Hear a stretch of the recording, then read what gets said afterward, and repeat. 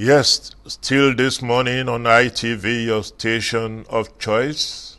And ITV, definitely, is certainly the best. On the program Nationalism and You, we are going to be examining a topic: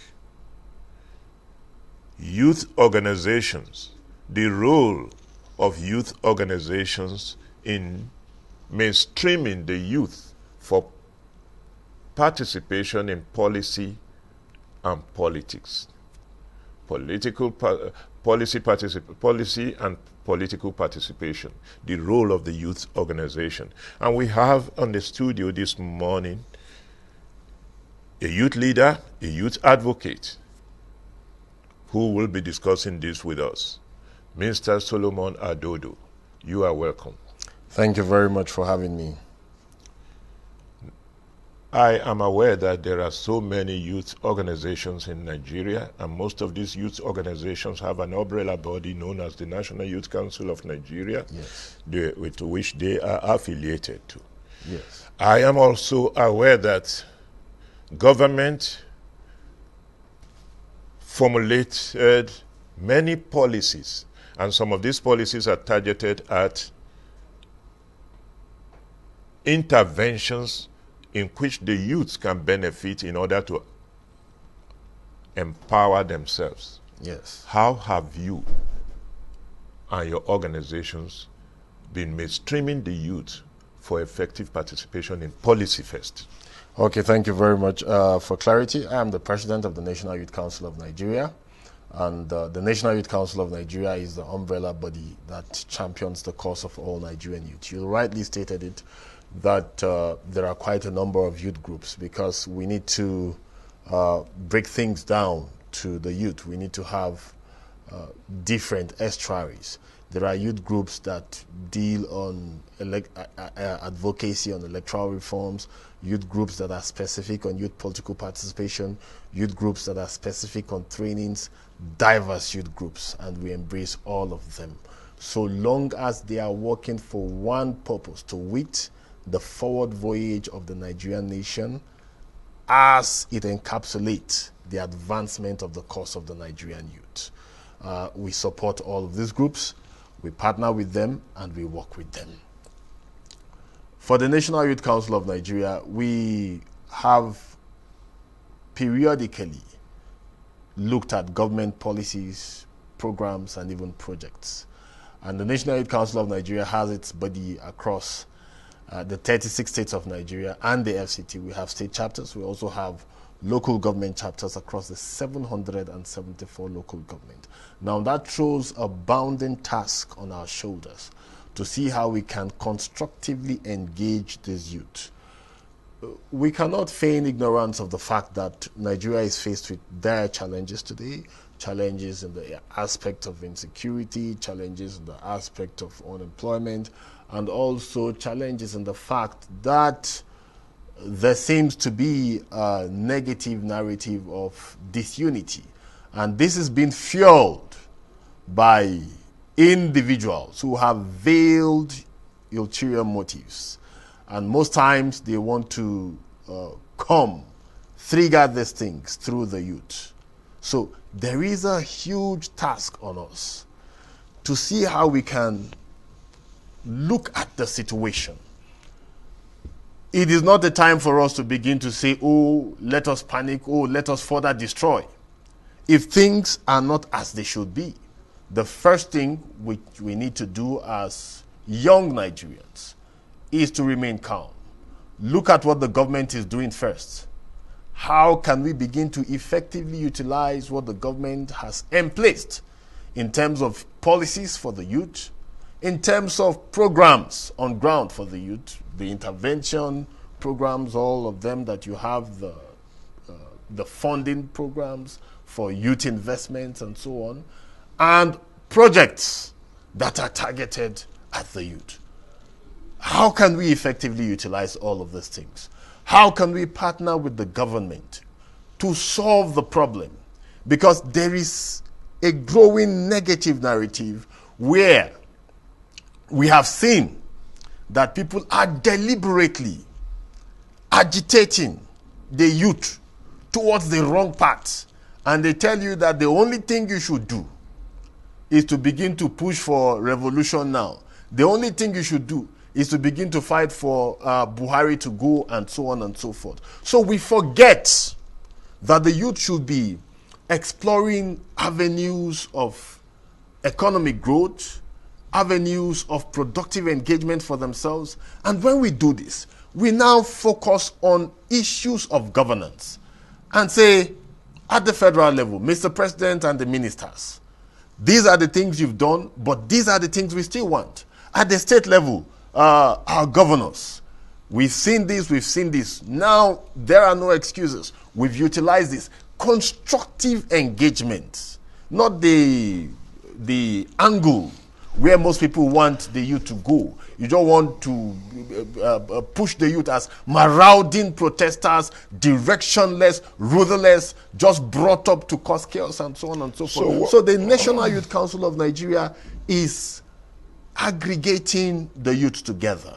And this is a time we are working double time to see how we can talk, because there is a negative narrative out there, and we want to carry a counter narrative that has a nationalistic view. There have been so many cries and so on, but now let us look at it this way. Yes. Apart from the National Youth Council's structure, which you have explained that spanned into the local government area council, the state level, and things of that nature, why is it that it appears that even with the National Youth Council and the affiliated youth organizations in place, why is it that it appears that the negative narrations you allude to are taking prevalence over the voice of this decent youth? Thank you very much. You see, there is a grand conspiracy against Nigeria. This is the fact we must all come to terms with and agree with. Some of you leaders and elders, you've been here for decades. You've seen the evolution of Nigeria. You've even been through our toughest moments when we had the civil war, you know, that threatened the very soul of our country, and we came back. Now, there has been a sort of healing process, but it has not been deeply entrenched.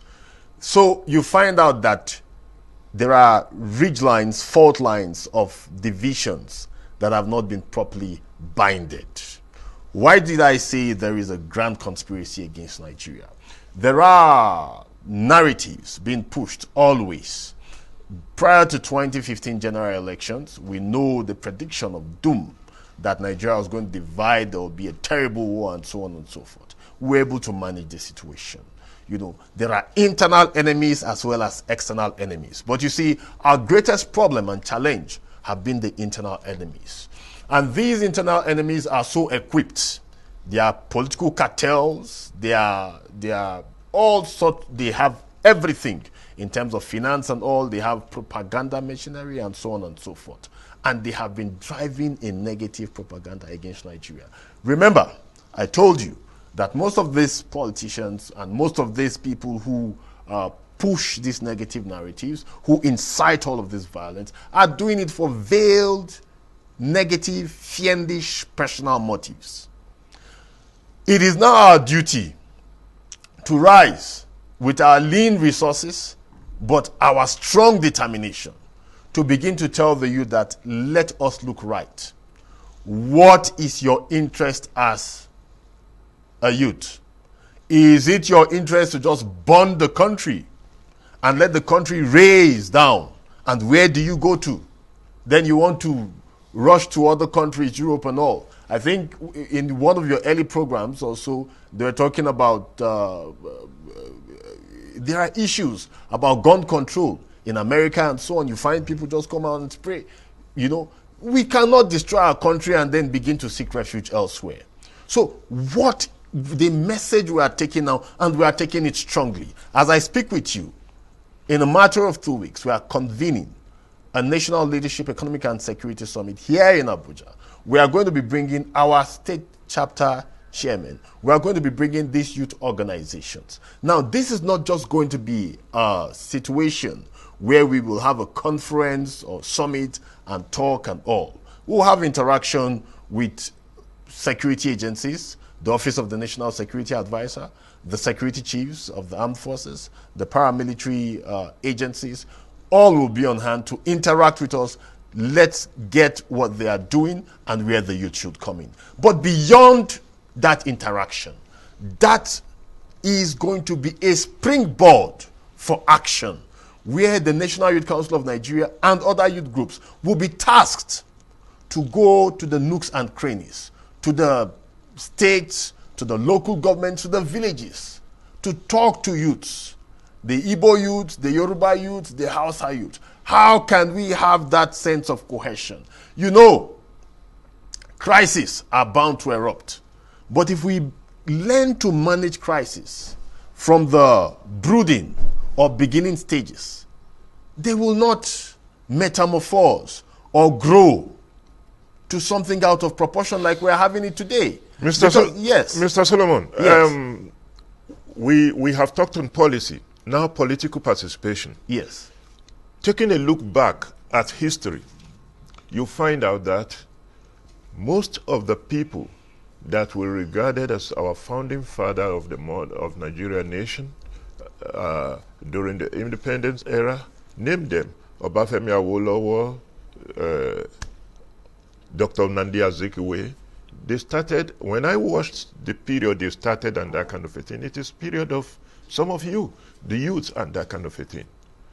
How dynamic are Nigerian youth organization participate? How dynamic are they?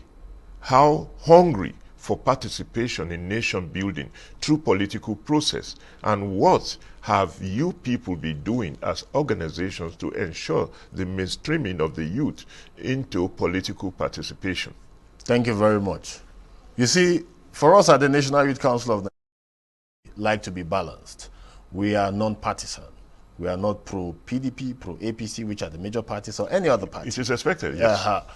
But you see, we work with the government. Whichever government comes in, our duty is to complement the government, see what the government is doing.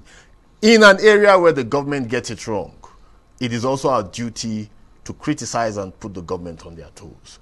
Now, for political participation, there is nothing better than this not too young to run bill that was passed into law that is now an act. I was going to talk about that. Opened the gates for young Nigerians to now participate. How do you open the gate? First, the age limit was lowered. So people as young as 25 can now seek elective offices. And you've had quite a number in the state houses of assembly. Very young men and women in the state houses of assembly. You've quite a number also in the Federal House of Representatives. You know, and the age limit also to contest for president has been lowered. So we can have a 35-year-old or a 36-year-old running for president now, thanks to that bill that's now an act passed into law. And this is because the president assented to it. It tells you that the language of the president, like he stated, and we hold him by his word in 2019. He said in 2023, it's going to be the turn of the youth. Now, what is happening? We have a situation where there is a smoke screen being put on the faces of the youth so we do not see the clear direction to know that we are the ones to provide that trajectory of hope for the country. So what most of these politicians who seek power want the youth to concentrate on are irrelevant inanities that are not feasible, cannot be attained. Because when a group of individuals come up and say the only thing we should be doing is to be protesting and fighting, the energies we should have been using to organize the youth and prepare to take over power, we want to use that energy for unconstitutional activities that are not constitutionally feasible, not within the precincts of the law. We want to come and say, oh, President Buhari, you have been in office, you did your first term, you are now in your second term, you have been in office for 2 years. But we, the youth, say, no, don't be president again. Come out, leave this Aso Villa. Then who will be the president? Whereas, what we should be doing should be to look at how to organize the youth, how to prepare young leaders, begin to assess ourselves, sort of peer review mechanism, have discourses, interactions. What are you doing at your state level that's preparing you to become the governor of your state? And what vision do you have that will make your state better? Whether the current leaders have succeeded or failed, if they have succeeded, how can you shore up or build on their successes? If they have failed, how can you ensure that you fill the gap of their failure and ensure that this failure does not occur again? If Mr. President is doing good, how can you compliment when you come in? If he has not done well, what do you think you can do better? What are your visions for the Nigerian state, for the Nigerian nation, at various levels of leadership that you seek? This is how we should be organizing. But like I said, there is a deliberate attempt to throw smoke screens, deceive the youth, put us on the wrong direction with red herrings, pursuing inanities that are not feasible. Whereas, we should be building ourselves and preparing ourselves for power. Remember, the first step has been taken. But you see, if the age limit is lowered, it is left to us now to begin to organize, to look at the economic aspect of politicking, the finances involved. How can we outwit this? Other areas, what are other bottlenecks that will limit the youth from getting into the main arena of political leadership, of taking the front seat of leadership? What are those things? How can we get them out? But you see, what we are having today is that people throwing up narratives and also funding groups to just go around, distort the country. And Mr. Solomon, from here? Mr. Solomon, when there is prevalence of evil, wrong permissiveness, and lawlessness, it shows that the good people are not responsive as ought to, and they are not at the right places where they ought to be. Otherwise, those things we consider evil or a threat to national security and the rest of it will not be so loud and things of that nature. I have had interactions with youth organizations in more than 50 countries, and about 15 youth organizations in those countries who had their leadership, maybe president of Federation of so countries' youth and the rest of it. I have seen them metamorphosing from youth leadership to national leadership. I have seen 15 of them in my very presence becoming ministers and things of that nature. And the drive, the initiative are being taken by this youth to the government table. What are the impediments in Nigeria's case? What are the encouragements from the government, and that's government-youth relationship that can mainstream the youth to be responsible and to become a national asset? You see, there is a big problem in our Nigerian state today. And it comes from the evolution of leadership and the evolution of our voyage of leadership as a country. Where did we start from? The country, Nigeria, has been a product of several struggles. First, it was the struggle for independence. So we had activist leaders thrown up, the nationalists and patriots, the founding fathers. So many, I will not be mentioning their names, we already know them. They fought for the liberation of Nigeria from colonial. And we now have it. Yes, and we got it. And then it was a democracy before the military interregnum. And then we had other people who rose up again and began to fight against the military.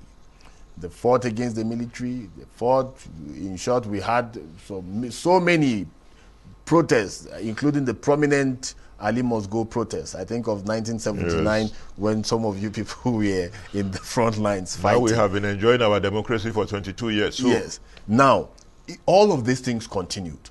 When democracy came in, people expected youth groups, students groups, to continue this culture of fighting and opposing.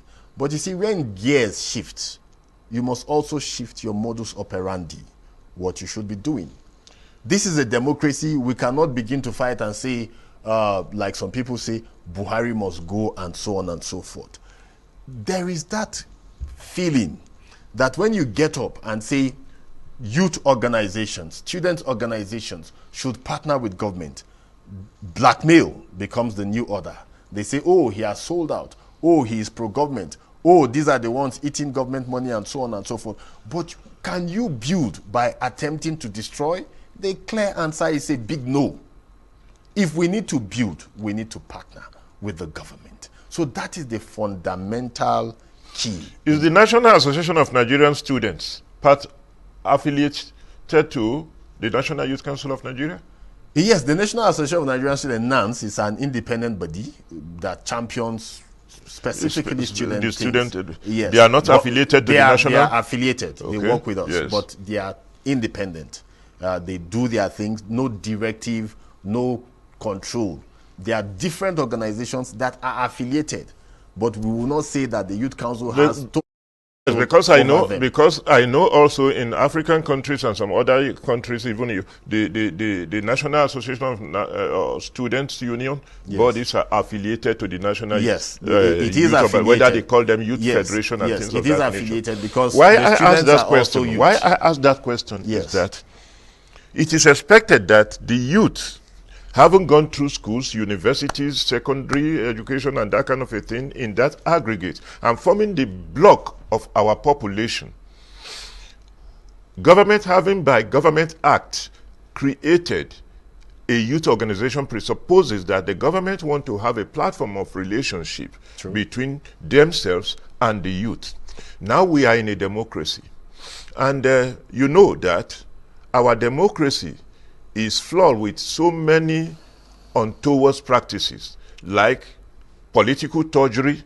Predominantly, it is the youths that have been used. Snatching of ballot boxes and all of those irregularities that we witness and that kind of a thing. How can the youth organization, both the student union body and the youth organization, form a synergy that can make our democracy more sanitized and more serving to our people? Sensitization, awareness, proper education. And we have already begun this. We are not saying things that we hope to do. We begun reaching out to students in their schools, talking to them. We begun going to ghettos and countrysides, talking to the youth there, letting them know that, you see, all of these things that you call great nations, they never fell from the sky. You've got potentials and you've got energies. If you channel your energies into toggery, all that you'll see will be ruin and destruction and will remain where we are. But if you sit down and begin to think productively, tomorrow, your slum could be transformed to a very bustling and productive city. So we are going around talking to the youth. The Leadership, Economic and Security Summit that we are having, like I said, will be a springboard to accelerate this discourse, to further energize the Nigerian youth. In the last few years, I have had opportunity of privilege of intervening to resolve one problem, particularly electoral problem, for National Youth Council of Nigeria. There have been perennial two presidents being thrown up, sometimes three presidents. It happened to NANS too, to National Association of Nigerian Students and things of that nature. Why do the youths always have such a thing? Is it that lack of ability to organize themselves? You see, most times when there is no visionary leadership, that is what happens. But you see, when there is visionary leadership, everything falls into line. Crises are bound to erupt, disagreements, interests, and all of that. But we must learn to marry all these interests and make sure that all these interests, as much as possible, Some are very, very selfish interests. But how can we prune them further and thread them into the collective interest? How can we talk to ourselves and let us know that, hey, brother, if we build Nigeria better today, it will be for your own good. For an instance, if the National Youth Council of Nigeria succeeds in carrying out a project in a rural area, if you are there, you will benefit from it. But if we concentrate on lining our pockets, and that's what has been the order, and that was why there was so much crisis. But today we have visionary leadership. We are providing a clear direction, letting the youth know that all what we should be doing should be to build the country. Those who looted, the leaders who stole, where are they today? All the billions, they've still gone and they've left it. But we can leave lasting legacies as young Nigerians, and that is the essence of life. And this is the message we are passing, and I am glad that a greater percentage of Nigerian youth are heeding it. Our members, the leaders of the Youth Council at the state level, they are beginning to see the light. We are having a new order, a new face of the National Youth Council of. By the end of this year, we are going to be moving gradually to the permanent. Thank you very much. Thank you very much. The issue of youth is one that cannot be easily exhausted because they form a very fundamental block in our national voyage, as he refers to it. So I hope when we have opportunity and privilege to call upon you again, you will avail us that opportunity. In short, it is a privilege for us to use this medium to keep talking to the youth and to guide them aright. Let us know that patriotism should be the order. Let us know that we have only one country, one nation, Nigeria. Let's build it. Nationalism and you. Thank you very much for Thank you very much for having me. God bless Nigeria. Nationalism and you. Ready to build Nigeria. Yes, it is our duty and responsibility to build our nation. So do not go away. We are still here this morning on ITV, and I think we should. Do we have any newspaper? Okay, so we are rounding up on the program, your program, my program, our program, Nationalism and You.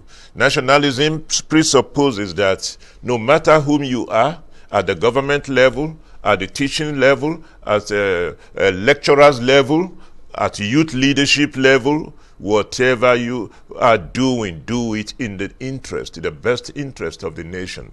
No one will build our country for us. Let us keep it together as one. We are better together as one. Nationalism and you this morning. Thank you very much, viewer.